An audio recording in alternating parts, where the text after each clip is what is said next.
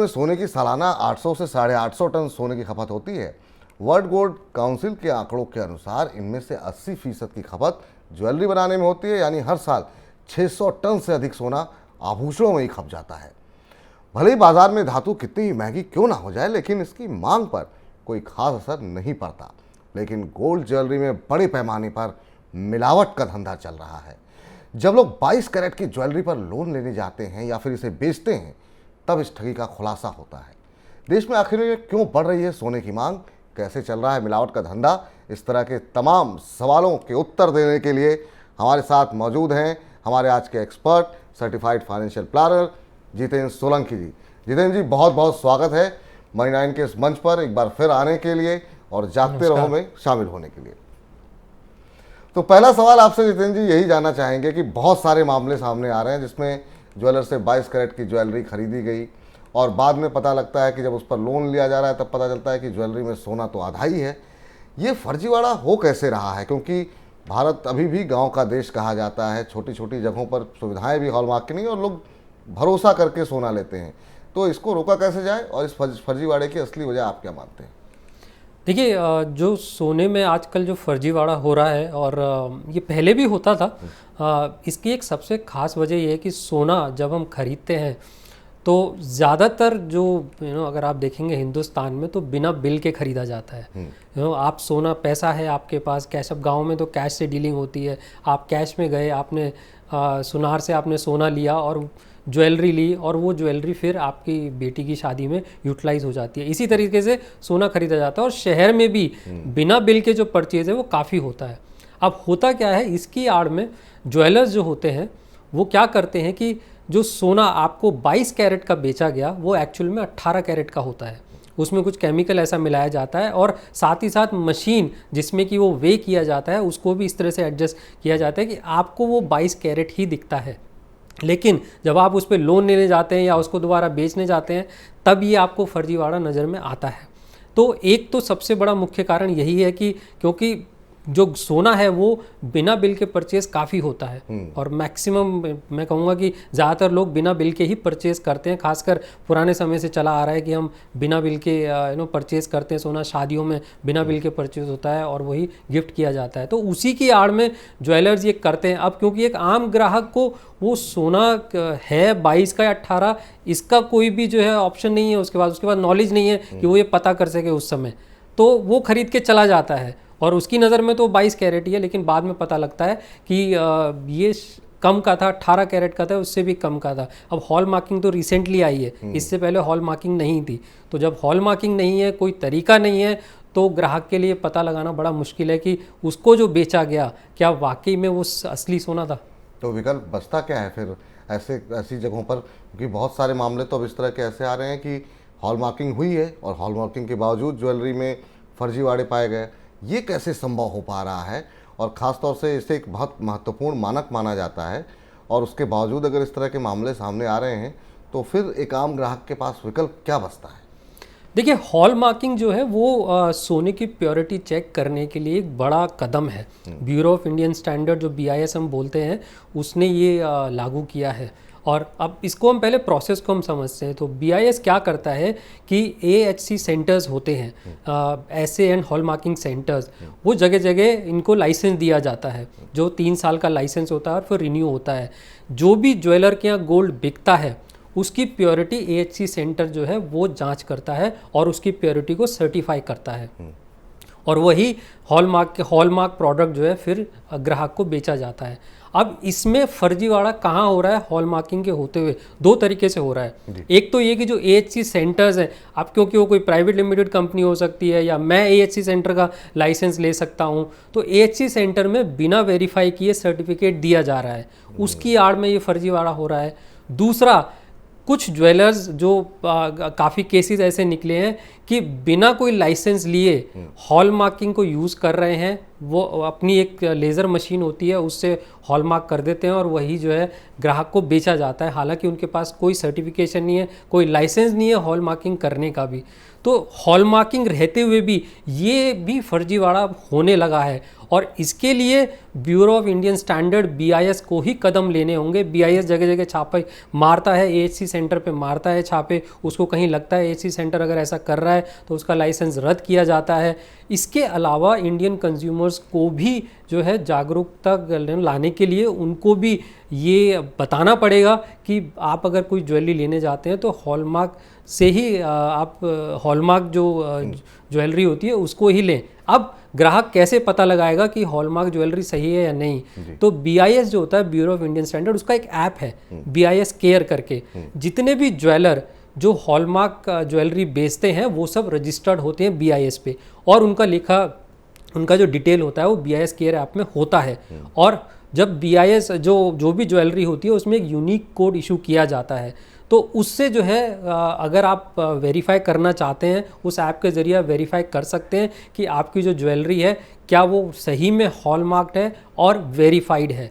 तो अगर है तो फिर आपकी ज्वेलरी जेन्युइन होती है। लेकिन हाँ, हॉलमार्क की आड़ में भी अभी ये फर्जीवाड़ा हो रहे हैं, जिसको BIS धीरे धीरे जो है इन चीज़ों का भी पता लगा रहा है।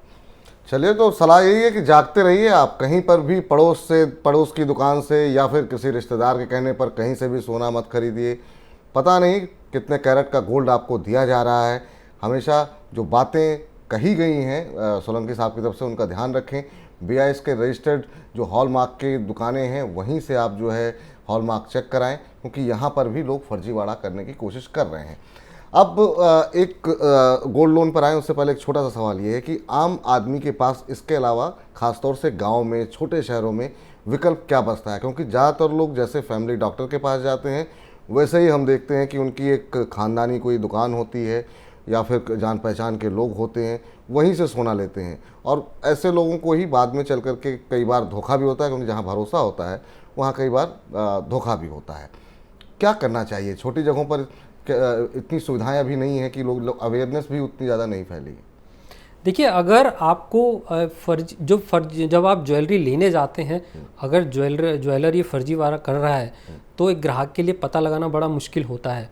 अगर वो हॉलमार्क्ड BIS रजिस्टर्ड नहीं है तो जब गांव में हम देखते हैं अभी नहीं हुए हैं वहाँ पे, तो उसका दो तरीके हैं। एक तो आप किसी और ज्वेलर से आप पता कर सकते हैं, आपने कोई ज्वेलरी खरीदी है उसका पता लगा सकते हैं, वो आपको बता सकता है कि आपकी ज्वेलरी सही है या नहीं।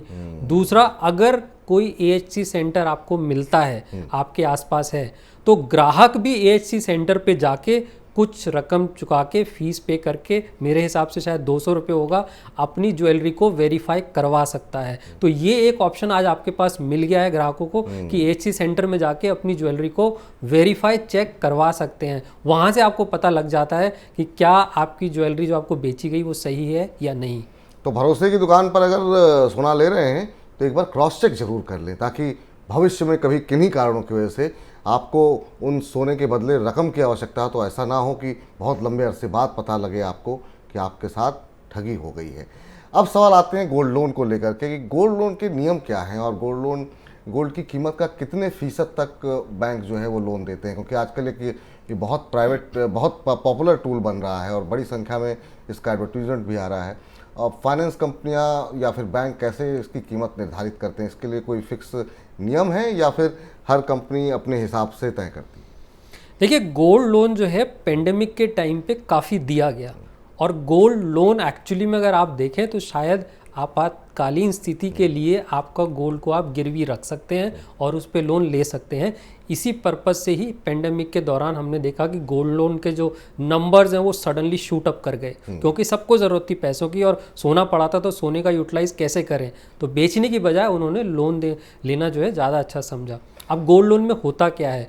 गोल्ड लोन पहली बात तो शॉर्ट पीरियड्स के लिए मिलता है, 1 दिन से लेकर 3 साल तक के लिए आपको लोन जो है दिया जाता है। और गोल्ड लोन के अंदर आप जितना भी आप गोल्ड लेके जाते हैं, आपकी जो वैल्यू है उसका 75% मैक्सिमम तक आपको जो है वैल्यू दी जाती है। जो RBI प्रिस्क्राइब्ड है वो ये है कि 75% तक आप जो है गोल्ड लोन आपको मिल सकता है। तो अगर आपने 1 लाख रुपए अगर आपका गोल्ड की वैल्यू है तो उसका 75% तक मिल जाता है, 75,000 तक आपको लोन मिल जाता है। और जो गोल्ड की वैल्यू है वो आपकी करंट मार्केट वैल्यू पे देखा जाता है। जो आज जब भी आप लोन लेने जाते हैं तो उस टाइम पे आपकी गोल्ड की क्या वैल्यू है उसके अनुसार लोन टू वैल्यू जो है वो कैलकुलेट होता है। तो जैसे मैंने कहा शॉर्ट पीरियड के लिए है, इंटरेस्ट 9 से 10% तक रहता है। और ये बेसिकली एक स्टैंडर्ड जो है मापदंड है कंपनियों में जो जब वो लोन देती हैं। बाकी आपकी ज़रूरत के हिसाब से 60% आप जितना मर्जी गोल्ड लोन लेना चाहें वो ले सकते हैं। अब आता है मसला ब्याज का कि आखिर में इस पर ब्याज आपने कहा कि 9 से 10%, 11% के आसपास लगता है। अगर कोई व्यक्ति ब्याज का भुगतान नहीं कर पाता है किन्हीं कारणों की वजह से, तो बैंक और कंपनियां कितने दिन का पीरियड देती हैं या वेट करती हैं इस पूरे मामले को लेकर के, और किस तरह की सख्ती गोल्ड लोन को लेकर के अपनाई जाती है? देखिए वैसे तो कोई स्टैंडर्ड नहीं बना है कि आपने कितनी पेमेंट नहीं करी तो उस पे उसके बाद जो है कंपनी आपको कांटेक्ट करेगी। बट पहली ही किस्त अगर आपने नहीं पे करी है तो कंपनीज आपको जो है लेटर्स भेजती हैं, SMS भेजती हैं, ईमेल भेजती हैं, आपको रिटर्न लेटर भेजा जाता है पे करने के लिए। और एक पीनल इंटरेस्ट प्रोविज़न भी है, 1 से 7% के बीच में कंपनीज पीनल इंटरेस्ट चार्ज करती हैं अगर आप कोई EMI मिस कर जाते हैं तो, या कोई इंस्टॉलमेंट मिस कर जाते हैं तो आपके ऊपर इंटरेस्ट का चार्ज भी लगाया जाता है। और आम तौर पर जो मैंने देखा है वो ये कि लगभग 3 कंटिन्यूस अगर इंस्टॉलमेंट आप पे नहीं कर पाते हैं तो कंपनी फिर गोल्ड को लिक्विडेट कर देती है और उससे जो है अपना गोल्ड लोन का जो भी पैसा है वो जो है क्लेम करती है। तो यहाँ पर आपके लिए यही सलाह है कि समय पर अपना ब्याज चुकाते रहें, लेकिन किन्हीं कारणोंवश किसी मजबूरीवश अगर आप नहीं चुका पाए हैं तो अधिकतम सीमा 3 महीने की है। 3 महीने के बाद सामान्य तौर पर जो है आपके सोने पर जो है एक तरीके से कंपनी जो है वो कब्जा कर लेगी, उसे लिक्विडेट कर लेगी और जो उन्होंने कर्ज आपको दिया है वो वसूल लेगी। अब आपात फंड का, इमरजेंसी फंड का आपने जिक्र किया। अगर किसी ने इमरजेंसी फंड नहीं बनाया है, उसके पास नहीं है, तो क्या ज्वेलरी को इमरजेंसी फ़ंड के रूप में इस्तेमाल किया जा सकता है? क्योंकि हमारे यहाँ मिडिल क्लास में तो हमेशा ही इमरजेंसी रहती है, कभी पढ़ाई की इमरजेंसी रहती है, कभी शादी की इमरजेंसी रहती है, कभी कार लेने की इमरजेंसी रहती है। तो ऐसे में क्या सोने का इस्तेमाल करना सही रणनीति होगी या इसके लिए कोई और स्ट्रेटजी होनी चाहिए? देखिए सबसे पहले तो आपातकालीन का मतलब ये होता है कि ऐसी परिस्थिति जहां आप अपने खर्चों को नहीं निकाल पा रहे हैं। मेरे हिसाब से कार लेना या दूसरी चीज़ें जो हैं ये आपातकालीन परिस्थिति में नहीं आता है। तो अब ऐसी परिस्थिति में क्या करेंगे अगर आप ऐसी सिचुएशन में फंस गए हैं? तो लोगों के पास क्रेडिट कार्ड भी होता है, पर्सनल लोन लेने की सुविधा भी होती है और फिर गोल्ड भी रखा होता है।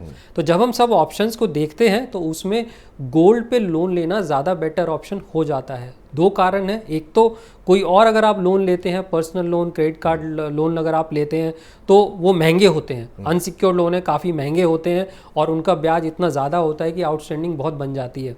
उसके मुकाबले गोल्ड लोन जो है वो सस्ता पड़ता है आपको और आपके पास 3 साल तक का पीरियड भी आपको मिलता है उसको रिपेमेंट करने के लिए। तो अगर ऐसी आपातकालीन स्थिति आती है तो और लोन्स के मुकाबले गोल्ड पे लोन लेना ज़्यादा बेटर ऑप्शन होगा।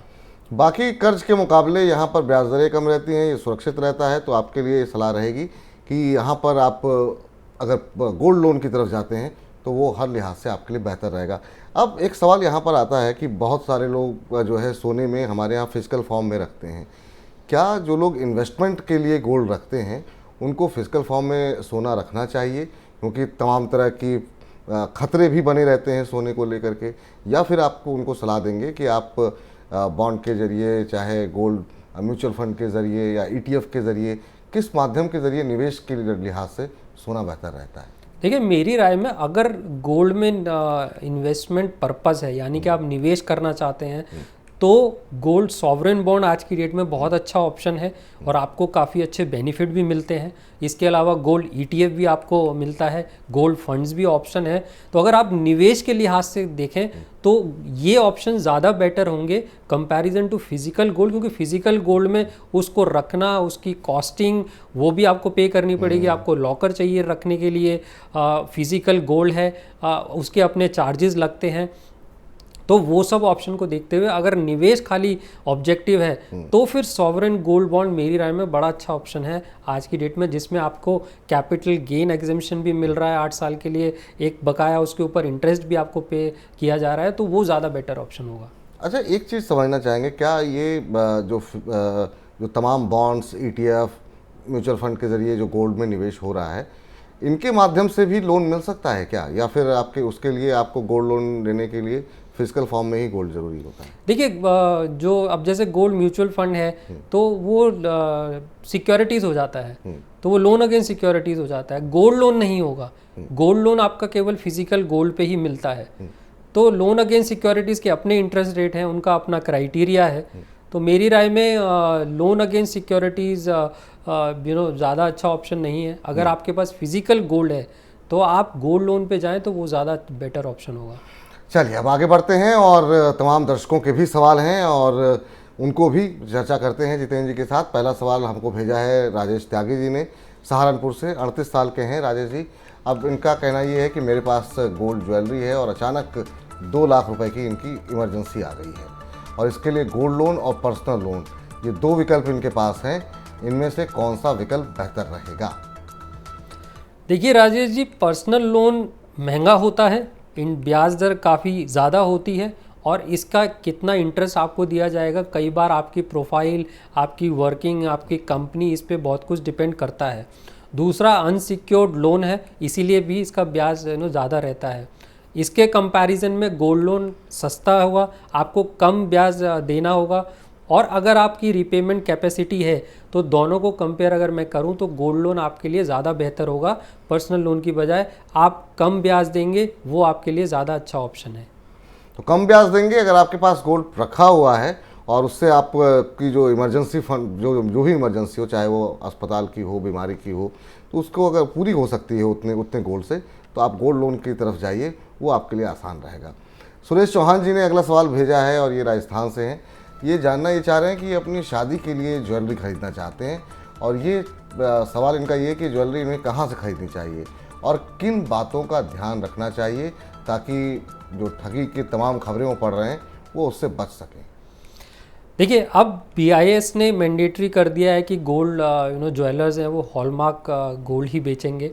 तो अगर आपको ज्वेलरी खरीदनी है तो आप BIS की वेबसाइट पे जाइए। BIS की वेबसाइट पे वो सब ज्वेलर्स लिस्टेड होते हैं जो हॉलमार्क गोल्ड बेच रहे हैं। आप उन ज्वेलर के पास जाइए, आप अपनी ज्वेलरी जो खरीदना है वो खरीदिए और उसके बाद BIS केयर ऐप को आप डाउनलोड कीजिए। उस पर जो हॉलमार्क ज्वेलरी होती है उस पर कुछ डिटेल होती हैं, उसका यूनिक नंबर होता है, क्या वेट है उसका, क्या कितने कैरेट का है, ये सब इन्फॉर्मेशन होता है। आप वो यूनिक कोड डालिए, उसको वेरीफाई करिए, वेरिफिकेशन हो जाता है तो वो ज्वेलरी आपके लिए एकदम सही है। तो मेरी राय में अगर आप ठगी से बचना चाहते हैं तो आप हॉलमार्क ज्वेलरी को आप कंसीडर कर सकते हैं और BIS ने वो सुविधा लॉन्च कर रखी है कि आप उसको वेरीफाई भी कर सकते हैं कि जो आपने ख़रीदा है वो सही है और जो ज्वेलर है क्या वो रजिस्टर्ड ज्वेलर है या नहीं। तो चलिए, पूरी तरीके से जागरूक रहिए, जागते रहिए। अगर इस तरह के फ्रॉड से बचना है तो सोना खरीद लिया है तो एक बार चेक कर लीजिए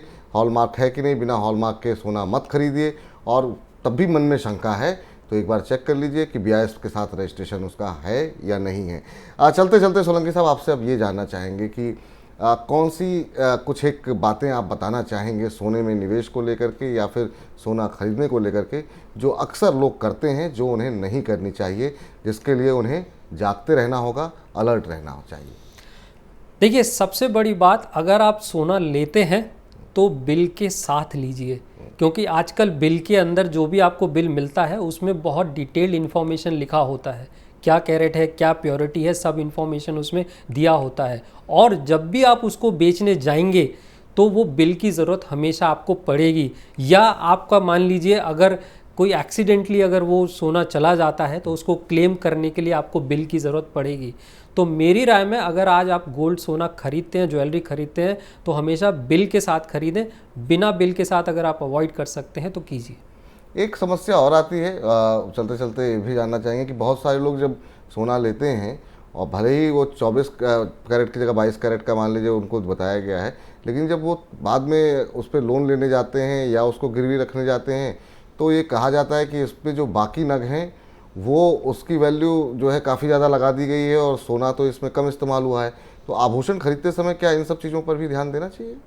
मेरी राय में देना चाहिए। आप जो भी ज्वेलरी ले रहे हैं उसमें जो भी नग लगा है, कितना गोल्ड लगा है, अब जैसे मैंने कहा ये सब इन्फॉर्मेशन आपको मिल जाती है। अगर हॉलमार्क ज्वेलरी है उसमें मिल जाती है, बिल अगर आपने लिया है तो बिल में जो है ये डिटेल इन्फॉर्मेशन होती है। तो इसलिए मैंने कहा कि एक तो हॉलमार्क ज्वेलरी खरीदें, क्योंकि अब तो वैसे भी जो है BIS ने मैंडेटरी कर दिया है कि हॉलमार्क ज्वेलरी बेचना है। दूसरा, बिल के साथ खरीदें, उसमें बहुत आप किसी हद तक आप जो है ठगी से आप बच सकते हैं। चलिए, बहुत बहुत शुक्रिया, बहुत बहुत धन्यवाद आज इस कार्यक्रम में जुड़ने के लिए धन्यवाद। और सोने में निवेश को लेकर के हमारे दर्शकों को जागरूक करने के लिए, क्योंकि ये हर घर की कहानी है, हर घर में सोना है और वक्त पड़ने पर हर वक्त बेवक्त पे लोग इस सोने का इस्तेमाल अपनी क्राइसिस को मैनेज करने में करते हैं। बहुत बहुत शुक्रिया सर आपका। धन्यवाद।